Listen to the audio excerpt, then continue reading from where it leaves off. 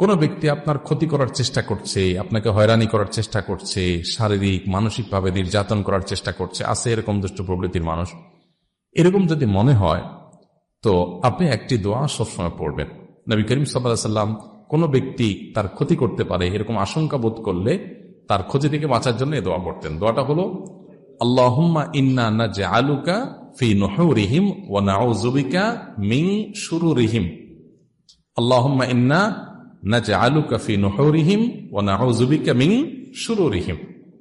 অর্থাৎ, হে আল্লাহ, যারা আমার ক্ষতির চেষ্টা করছে, শত্রুতা করার চেষ্টা করছে,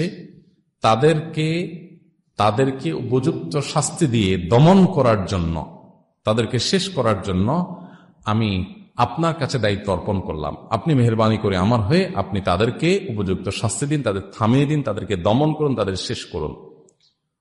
ওয়ানাউযু বিকা মিন শুরুরিহিম, এবং আল্লাহ তাদের ক্ষয়ক্ষতি থেকে আমি আপনার আশ্রয় চাই, আপনি আমাকে রক্ষা করেন। নবী করিম সাল্লাল্লাহু আলাইহি ওয়াসাল্লামের এই দোয়াটা খুবই অর্থবহ একটা দোয়া। এই জন্য জীবনে কখনো কোনো শত্রু আমাদের নবী সাল্লাল্লাহু আলাইহি ওয়াসাল্লামের কোনো ক্ষতি করতে পারে নাই। আর আরেকটা দোয়া আছে যেটা কোরআনে বর্ণিত হয়েছে, যেটা উহুদ যুদ্ধের পর গজওয়ায়ে হামরাউল আসাদের সময় মুনাফিকরা, মদিনার মুনাফিকরা মুসলমানদের মধ্যে একটা ভয় ঢুকাই দিল যে মক্কার মুশরিকরা তারা আবার সমবেত হচ্ছে এবং তোমাদেরকে সর্বগ্রাসী আক্রমণ করে শেষ করে দিবে।